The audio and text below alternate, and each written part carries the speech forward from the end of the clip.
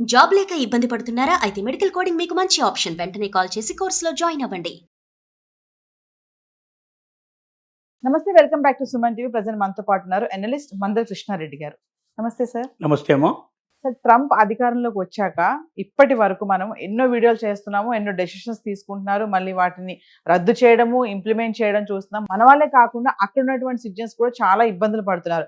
ఇప్పుడు కొత్తగా ఏంటంటే జో బైడెన్ ఉన్నప్పుడు తీసుకున్నటువంటి గ్రీన్ కార్డ్ హోల్డర్స్ ఎవరైతే ఉంటారో వాళ్ళందరూ కూడా చిక్కుల్లో పడుతున్నారు. వాళ్ళందరూ కూడా వెనక్కి వెళ్ళిపోవాలి అని అంటున్నారు. అంటే గ్రీన్ కార్డ్ హోల్డర్స్ ఉన్నటువంటి వాళ్ళందరికీ కూడా ఎందుకు ఇబ్బందులు ఎదురవుతున్నాయి, వాళ్ళు కూడా ఎందుకు వెనక్కి వచ్చేసేయాలంటే దీనికి కారణాలు ఏంటి అంటే? ట్రంప్ రెండోసారి అధికారంలోకి వచ్చిన తర్వాత రెండు ప్రధానమైన విషయాల మీద ఎక్కువగా దృష్టి పెట్టారు. తను ఎన్నికల్లో ఇచ్చిన వాగ్దానం ప్రకారంగా అమెరికన్ ప్రజలకి ఫస్ట్ ప్రిఫరెన్స్ ఇస్తారు. అమెరికా ఫస్ట్, అమెరికన్ పీపుల్ కూడా ఫస్ట్ అన్నట్టుగా ఆయన, అంటే అమెరికాలో ఉన్న ప్రజలు నన్ను ఎన్నుకున్నారు, వాళ్లకు ఉద్యోగ ఉపాధి కల్పన జరగాలి, వాళ్ళు ఆర్థికంగా బాగా ఎదగాలి, వాళ్ళు సుఖవంతమైన జీవితం, సౌకర్యవంతమైన జీవితం వాళ్ళు పొందాలి. దానికి అడ్డుపడుతున్నటువంటి శక్తులు ఉన్నాయో వాటన్నిటిని మెల్లమెల్లగా తొలగించి వేయాలి అనేది లక్ష్యంగా పెట్టుకున్నారు. కానీ యాక్చువల్గా అమెరికా పునాదులే వలసవాదం మీద ఆధారపడ్డాయి. అసలు అమెరికా ప్రారంభమైనప్పుడు ఎవరు లేరు, ఒట్టి ఖాళీ ప్రదేశాలు. ఎవరికైనా భయంకరమైన శిక్ష వేయాలంటే తీసుకొచ్చి అక్కడ వదిలిపెట్టి వెళ్ళిపోయేవాడు. అలాంటి వ్యక్తుల చేత ఏర్పడ్డ దేశం అమెరికా దేశం. అలాగే కొంతమంది వేరే దేశాల్లో బతకలేని వాళ్ళు అక్కడికి వచ్చి బతకడానికి మొదలుపెట్టాం. బిగినింగ్లో అయితే భయంకర శిక్షలు, అంటే దేశం విడిచిపోవాలంటే ఆ దేశానికి కాకుండా ఏ దేశంలో వదిలిపెడితే వాడు తిరిగి వెనక్కి రాడాలనుకుంటే అక్కడ వదిలిపెడితే బెటర్ అని చెప్పి అక్కడ వదిలిపెట్టేసి వచ్చేవాడు. అప్పుడంతా ఓడల్లో ప్రయాణం ఎక్కువగా ఉండేది కాబట్టి అక్కడ తీసుకొచ్చి వదిలిపెట్టి వెళ్ళిపోయేవాడు. అంటే వలసవాదుల చేత ఏర్పడ్డటువంటి అమెరికా ఆ వలసవాదుల్ని వదిలించుకోవాలనేటువంటి నిర్ణయానికి వచ్చింది అంటే అది చాలా పెద్ద సమస్య. దీంట్లో జో బైడెన్ టైంలోనే ఎందుకు తీసుకోవాలి? వాస్తవంగా అయితే ట్రంప్ రాకముందే, జో బైడెన్ కూడా రాకముందే చాలా గ్రీన్ కార్డు ఇష్యూ చేయడం జరిగింది. మరి ఓ పీరియడ్ పెట్టుకుని 17 అటు పెట్టుకుని ఆ 15 లోపల వచ్చేటువంటి ఎన్ని ఉన్నాయో అన్ని తీసేయచ్చు కదా. జో బైడెన్ పీరియడ్ ఎందుకు ప్రత్యేకంగా పెట్టాడు అంటే జో బైడెన్ మీద చాలా కక్ష ఉంది. ట్రంప్ జో బైడెన్ మీదనే పోరాటం చేశాడు.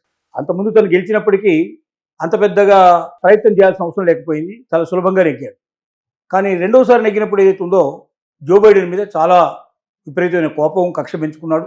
పర్సనల్ విషయాల్లో కూడా బయటికి తీసుకొచ్చే ప్రయత్నం చేశాడు, అతన్ని పల్చన చేసేందుకు ప్రయత్నం చేశాడు. రెండోది కమలా హారిస్ ఎవరితో ఉన్నారో జో బైడెన్కి అప్పుడు ఉప ప్రధానిగా, ప్రెసిడెంట్గా, వైస్ ప్రెసిడెంట్గా ఉన్నటువంటి కమలా హారిస్ ఇండియాకి ఇక్కడ మూలాలు ఉన్నటువంటి వ్యక్తి. తమిళనాడు నుంచి వాళ్ళ ఫస్ట్ ఫాదర్స్ అంతా ఫోర్ ఫాదర్స్ ఇక్కడ నుంచి వెళ్ళేవాళ్ళు. సో ఆవిడ ఎక్కువ వలసవాదాన్ని ప్రోత్సహించిందని, జో బైడెన్ ఆవిడ మాటకు విలువ ఇచ్చాడని, చాలా గ్రీన్ కార్డు విషయాల లోపల ఇన్ఫ్లుయెన్స్ ఉపయోగించి ఎలిజిబిలిటీ సరిగ్గా లేకపోయినప్పటికీ ఎలిజిబిలిటీ కలిగించారు, ఎక్కువ గ్రీన్ కార్డ్స్ ఇష్యూ చేశారు అని ఇలాంటి అపవాదులు కొన్ని తన మనసులో ఏర్పడుతున్నారు. ఒకటి, జో బైడెన్ దెబ్బకొట్టినట్టు అవుతుంది, జో బైడెన్ మరింతగా ప్రజలు అసహించుకున్నట్టుగా చేయాలనేది ఒకటి. నెక్స్ట్ ఎలక్షన్స్ లోపల మళ్ళీ తనకు ప్రత్యర్థిగా ఉండేటువంటి పార్టీ జో బైడెన్ పార్టీ కాబట్టి ఆ పార్టీని రానియకుండా చేయడానికి కూడా ఇది ఉపయోగపడుతుంది. ఇలా అనేక రకాల ఆలోచనలు పెట్టుకొని రాజకీయ పునాదులు ఏర్పరచుకొని ఈ రకమైన డెసిషన్ తీసుకోవడం జరిగింది. ఓకే, ఇప్పుడు మనం గ్రీన్ కార్డు హోల్డర్స్ ఒకసారి గ్రీన్ కార్డు పొందాడు అంటే దాని అర్థం ఏమిటి? అమెరికా లోపల ఈజ్ అమెరికన్ సిటిజన్ కింద మారిపోయినాడు లెక్క, స్థిరత్వం వచ్చినట్టే. అప్పటిదాకా ఏ దేశం నుంచి వచ్చినా, ఎక్కడి నుంచి వచ్చినా, ఏ ఉద్యోగం చేస్తున్నా ఒక్కసారి గ్రీన్ కార్డు వచ్చింది అంటే అతను అమెరికన్. అతనికి అమెరికాలో మిగతా పౌరులకు ఎంతైతే అధికారం ఉంటుందో, ఏదైతే హక్కులు ఉంటాయో అన్ని వీళ్ళకు కూడా ఉండాలి. మరి 10 ఏళ్ల నుంచి మొదలు పెడితే 40 ఏళ్ల దాకా కొంతమంది వెయిట్ చేసి ఆ గ్రీన్ కార్డు పొందారు. దాన్ని ఒక అపూర్వమైనదిగా భావించుకొని ఏళ్ల తరబడి దశాబ్దాలు ఎదురు చూసి చివరికి కార్డు పొందారు. అలా పొందిన కార్డును కూడా లాగేసుకోవడానికి సిద్ధపడేటువంటి పరిస్థితికి ఇప్పుడు ఒక రకంగా దిగదారుడుతనమే ట్రంప్ చేస్తున్న పని. అయితే దిగదారు నిజమే, కానీ అన్ని కార్డులు క్యాన్సిల్ చేస్తామంటే ఒప్పుకోరు కదా. కార్డు క్యాన్సిల్ చేయడానికి కూడా ఏదైనా కారణం ఉండాలి. అలా ఏ కార్డు క్యాన్సిల్ చేయాలనే దానికి కొన్ని మౌలికమైన పద్ధతులు ఏర్పరచుకోవడం జరుగుతుంది. దాంట్లో నెంబర్ 1 ఏమిటంటే ఏవైనా అలిగేషన్స్, ఏవైనా కంప్లైంట్స్ ఇప్పుడు కాదు, 20 ఏళ్ళైనా 25 ఏళ్ళైనా అసలు ఆరిజిన్ మొట్టమొదటి ఇండియా నుంచి వచ్చినప్పుడు కానీ, లేకపోతే ఇతర దేశాల నుంచి వచ్చినప్పుడు కానీ, లేక ఆ దేశంలో కూడా ఇతర గురించి ఏదైనా వ్యతిరేకంగా ఉన్నా, లేకపోతే ఏదైనా తప్పులు చేసినా, నేరాలు చేసినా, పొరపాటు చేసినా అవన్నీ తిరగదోడి దాంట్లో ఎక్కడ చిన్న బాధ కనిపించినా, లోపం కనిపించినా, తప్పు కనిపించినా గ్రీన్ కార్డుని క్యాన్సిల్ చేయాలని ఒక నెంబర్ 1 సిద్ధాంతం పెట్టుకున్నారు. దానికి సోషల్ మీడియా వెట్టింగ్. ఎస్. అంటే వెట్టింగ్ ఎవరికి ఇప్పుడు అడుగుతున్నాడు, కొత్తగా ఎవరు అప్లై చేస్తున్నారో వాళ్ళని సోషల్ మీడియా వెట్టింగ్ అడుగుతున్నారని అనుకుంటున్నాం. కానీ అట్లా కాదు. ఈ అనుమానం వచ్చిన వాళ్ళ సోషల్ మీడియా వెట్టింగ్ మొత్తం తీసుకో, అంటే వాళ్ళు ఎప్పుడో ఇండియాలో ఎప్పుడో ఉండిపోయినటువంటి వాళ్ళకి సంబంధించిన లేదా వేరే వాళ్ళ దేశంలో ఉండేటువంటి అక్కడ వాళ్ళు చేసినటువంటి ఇతరులతో చేసినటువంటి సంభాషణలు వ్యవహారాలు ఉన్నాయో వాటిని కూడా లెక్కలోకి తీసుకొని అక్కడెక్కడైనా సరే పొరపాటు తప్పులు దొరుకుతాయని కూడా వెతకడానికి అవకాశం కల్పించారు. అంటే సార్ ఇప్పుడు ఈ H1B ఎవరైతే H1B హోల్డర్స్ ఉన్నారో, వీసా హోల్డర్స్, వాళ్ళని వెనక్కి పంపడానికి గతంలో H1B ఫ్రాడ్ చేసిన వాళ్ళు, మనం ఇన్ఫ్లుయెన్సెస్ కొంతమంది గురించి మాట్లాడుకున్న వీడియోలు చేసాం మనం, ఇన్ఫ్లుయెన్సెస్ చేసినటువంటి పనులు, ఈ ప్రభావం కూడా దీనిపైన పడిందని అనుకోవచ్చు అంటారా? డెఫినెట్ గా ఇప్పుడు కారణం వెతికేవాడికి ఏ దొరికినా చాలు కదా. జెన్యూన్గా ఒకసారి గ్రీన్ కార్డు ఇచ్చేసావు, తప్పులు ఒప్పులు ఉంటే గతంలో జరిగిపోయినాయి, మనకు సంబంధం లేదు. ఇప్పటి నుంచి అమెరికాలో అమెరికన్ సిటిజన్గా అతను కరెక్ట్గా ఉంటున్నాడు, లేదా తప్పులు చేస్తే పొరపాటు చేస్తే శిక్షించాలనుకోవడం వేరే విషయం. ఎలాగైనా గ్రీన్ కార్డు హోల్డర్స్ని తగ్గించాలి, ఇతర దేశాలు వచ్చిన వాళ్ళని తగ్గించేసేయాలి, వీరింతవరకు ఇక్కడి నుంచి పంపించేసేయాలని భావన ఏర్పరచుకున్నప్పుడు ముఖ్యంగా ఇండియన్స్ మీద ప్రత్యేకంగా దృష్టి సారించినట్టుగా కూడా మనకు అనిపిస్తుంది కొన్ని కారణాలు చూస్తే. అంటే ఇండియా నెంబర్ 1 పొజిషన్కి వచ్చే అవకాశం ఉంది, ఎప్పటికైనా అమెరికా కన్నా మించిపోయే అవకాశం ఉంది. 2047కి మనం నెంబర్ 1 పొజిషన్ రావాలని చెప్పి ఇక్కడ మనం అన్ని ప్లాన్స్ వేసుకొని పథకాల ప్రకారం మనం ముందుకు వెళ్తున్నాం. ఈ సంగతి గ్రహించినట్టుండి అందుకే బహుశా ఒక రకంగా ట్రంప్ ఇండియన్స్ మీద ప్రత్యేకమైన దృష్టి సారించి వీళ్ళని పంపించాలని అనుకుంటున్నాడు అనిపిస్తుంది. కాబట్టి రకరకాల కారణాలు, ఇన్ఫ్లుయెన్సర్స్గా ఇక్కడ నుంచి ఇండియా నుంచి వచ్చిన వాళ్ళు కానీ ఇతర దేశాల నుంచి వచ్చిన వాళ్ళు కానీ తప్పులు చేశారు కాబట్టి ఆ తప్పుల్ని వీళ్ళ మీద కూడా వీళ్ళ దగ్గర కూడా దొరికే అవకాశం ఉంటుంది. వీళ్ళు కూడా అలాంటి వాళ్ళే, వీళ్ళు కూడా ఆ దేశం నుంచి వచ్చారు అని వెతకమని ఈ రకంగా రకరకాల పద్ధతుల్లో వెతుకుదాట జరుగుతుంది.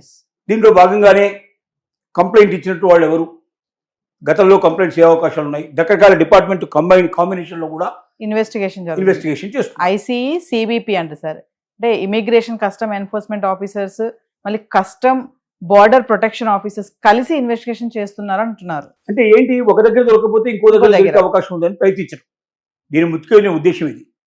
వీళ్ళని గ్రీన్ కార్డు వచ్చిన తర్వాత కూడా, అంటే 30-40 ఏళ్ల తర్వాత కూడా కష్టాలకు కన్నీళ్లకు ఓర్చి ఎదురు చూసి చిట్ట చివరి గ్రీన్ కార్డు వచ్చిన సంతోషాన్ని కూడా నిలపకుండా ఎప్పుడో చేసిన గతంలో తప్పులను కూడా దీనికి ముఖ్యంగా బ్యాంక్ స్టేట్మెంట్లను ఎక్కువగా వీళ్ళు ఆసరా తీసుకుంటున్నారు. బ్యాంకులో ఇప్పుడు ఇండియా నుంచి బయలుదేరేటప్పుడు ఏం చేస్తారు, ఎవరి డబ్బులు తీసుకొచ్చి బ్యాంకులో వేసేసి డబ్బులు ఉన్నట్టుగా చూపించి ఆ స్టేట్మెంట్ వాళ్ళకి ఇస్తారు. అది కరెక్టా కాదని ఇప్పుడు చెక్ చేయమంటాడు. బ్యాకప్ కూడా 20 ఏళ్ళు 30 ఏళ్ల క్రితం ఎప్పుడో ఇచ్చినప్పుడు బ్యాంక్ స్టేట్మెంట్లో డబ్బులు వెంటనే వెనక్కి ఇచ్చేసారా, ఆ డబ్బులు ఉన్నాయా, వాళ్ళ డబ్బులా లేకపోతే ఎవరి డబ్బులు తెచ్చారని వేశారా, ఇవన్నీ చెక్ చేయమంటాడు. ఇలా చేసుకుంటూ పోతే ఒక్క గ్రీన్ కార్డు హోల్డర్ కూడా అక్కడ మిగులుతాడు లేదని డౌటే. ఇలాంటి పరిస్థితులు ఇప్పుడు ఏర్పడ్డాయి. అంటే ఒకప్పుడు గ్రీన్ కార్డ్ అంటే సెటిల్ అయిపోయాం అక్కడ, అమెరికన్ సిటిజన్ అనుకునే వాళ్ళు, కానీ ఇప్పుడు ఆ గ్రీన్ కార్డ్ హోల్డర్స్ కి కూడా చెక్ పడిందని అనుకోవచ్చు అంటారు. ఎవరికి అమెరికాలో ఇతర దేశానికి వెళ్ళి స్థిరపడ్డ ఏ వ్యక్తికి కూడా భద్రత లేదు. 100% మేము ఇక్కడే ఉంటాం, మా పిల్లలు ఇక్కడే పుట్టారు, వాళ్ళ జీవితాలు ఇక్కడే సెటిల్ అయిపోయినాయి, మేము కూడా ఇక్కడే సెటిల్ అవుతామని భావించేటువంటి పరిస్థితి లేదు. ప్రతి ఒక్కరూ అర్జెంట్గా ఉండాల్సిందే. ప్రతి ఒక్కరూ ఏ క్షణంలో ఏం జరగబోతుందో అనేది ఎదురు చూడాల్సింది. ఎందుకంటే చిన్న చిన్న తప్పులు పొరపాటు చేయకుండా ఎవరు ఉండరు. మనిషి అంటేనే తప్పులు చేస్తాడు. దాంతో ముఖ్యంగా అమెరికాకు వెళ్ళేవాళ్ళు తప్పులు చేసేవాళ్ళు 98%, 95% లేనిది క్రియేట్ చేసి పంపించిన వాళ్ళు. ఎందుకంటే బాగా డబ్బున్న వాళ్ళు పంపించిన వాళ్ళు 2%, 5% ఉంటారు. మిగతా 95% మిడిల్ క్లాస్ వాళ్ళు వచ్చారు. ఈ మిడిల్ క్లాస్ వాళ్ళంతా ఏం చేశారు, బ్యాంకులో స్టేట్మెంట్ క్రియేట్ చేయడం కానీ, లేకపోతే ఇక్కడ ఏదో ఆస్తులు ఉన్నట్టుగా కొన్ని చూపించడం కానీ, తను ఆల్రెడీ ఇక్కడ సెటిల్ అయి ఉన్నాం, మేము మాకు అమెరికాలో ఉండాల్సిన అవసరం లేదు, ఊరికే చదువుకొని వచ్చేస్తాం అని అట్లా చెప్పి వచ్చిన వాళ్ళు ఎక్కువ మంది ఉన్నారు. అవన్నీ వాస్తవాలు కావని ఇప్పుడు తేల్చేసేసి సోషల్ మీడియా వెట్టింగ్ ద్వారా వాళ్ళు బయటికి పంపించే ప్రయత్నం చేయడం అంటే అమానుషమైన విషయం. ఈ విషయం లోపల ట్రంప్ నిర్ణయాలు మార్చుకోకపోతే మాత్రం ఇండియన్స్ దెబ్బతిన్నాము, లేకపోతే వలసవాదులు దెబ్బతిన్నాము కాదు, అమెరికా కూడా దెబ్బతింటాం. ఎందుకంటే అమెరికా వాళ్ళు ఇంత గొప్పగా డెవలప్ కావడానికి కారణం ఏంటంటే వలసవాదులే. అది అమెరికన్స్ కూడా ఒప్పుకుంటారు. వీళ్లకు ఉన్నటువంటి శక్తి సామర్థ్యాలని, మేధస్సును పూర్తిగా అమెరికాకు అప్పచెప్పి అమెరికా ఎదుగుదలకు తోడ్పడ్డారు. ఇవాళ అమెరికా అన్ని రంగాల్లో ఇంత విస్తరించిందంటే కారణం వాళ్ళ బుర్రలు కాదు. దానికి కారణం ఏంటంటే మనం ఇప్పుడున్నటువంటి గొప్ప గొప్ప కంపెనీలు అనుకున్నట్టు కంపెనీలకు సీఈఓలు అందరూ కూడా, హెడ్ ఆఫ్ ది డిపార్ట్మెంట్స్ అంతా కూడా ఇండియా నుంచి వచ్చిన వాళ్ళు. అంటే ఇతర దేశాల నుంచి వచ్చిన వాళ్ళ యొక్క మేధస్సును ఉపయోగించుకొని మీ కంపెనీలు ఎదిగాయి. అంటే అమెరికా ఎదిగింది. దేశం అభివృద్ధి అయిపోయి అంతా అయిపోయింది, ఇప్పుడు పుష్కలంగా ఉంది, మనకు నెంబర్ 1 పొజిషన్లో ఉన్నాం, ఇప్పుడు వీళ్ళందరినీ తొలగించుకుందామని చెప్పి ప్రయత్నించడం అనేది చాలా అమానుషమైన విషయం.